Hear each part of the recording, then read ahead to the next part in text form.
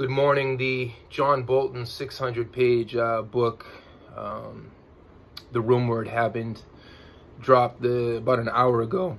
I was able to review it over the past few days when it was released to the press last week, and I wanted to save everybody their money and their time, so you don't have to go out there and buy this book, which would only enrich a war criminal, a war hawk. So first, who is John Bolton? This is someone who got his start in politics after Yale University as an advocate for the U.S.'s genocidal war against the Vietnamese people. 3 million Vietnamese, Laotians, and Cambodians losing their lives from the U.S. bombing and occupation of Vietnam. But Bolton himself did everything so that he was never drafted and, in his own words, didn't lose his life in the rice paddies of Vietnam. Bolton is considered the architect of the war against the Iraqi people. He's the architect of the formulation of the troika of tyranny.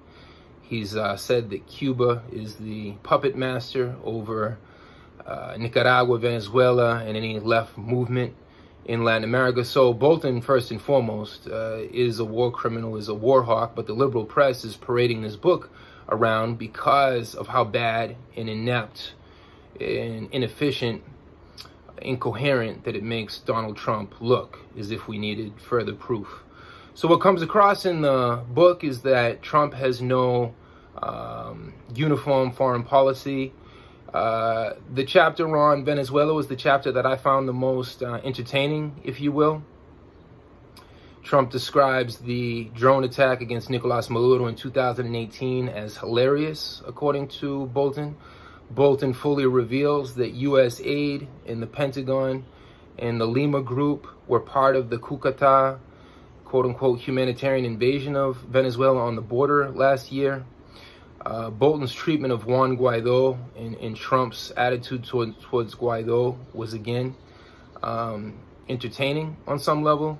Trump found Guaido to be weak and spineless. And after meeting Fabiana Rosales, Guaido's wife, this reconfirmed his view. Maybe the quote of the entire book, and it's, like I said, it's a pretty boring 600-page book, but there are some gems that we can use and that the liberal media will use for their own agenda. So as anti-imperialists, we'll, of course, use some of those gems for our own, putting forth our own views. Trump's quoted as saying that he wanted to sit down with Maduro. He had a lot of respect for Maduro. He saw how strong Maduro was, and he didn't think that the handsome generals of Maduro would ever abandon him.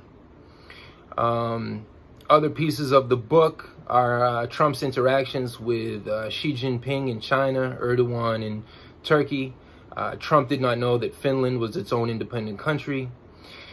Trump did not know that Britain, England was nuclear power. Trump talks about executing leftist journalists.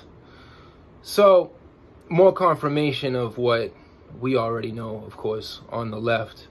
But again, save yourselves the money and the time. Don't support a war hawk, but certainly get the critical reviews of the book and for what they can tell us about U.S. intelligence, the State Department, and how they coordinate these wars of foreign aggression against other peaceful countries, which are really just wars of recolonization. And at the height of a pandemic, where we're now in close to the 150,000 range of deaths here in the U.S., how inexcusable.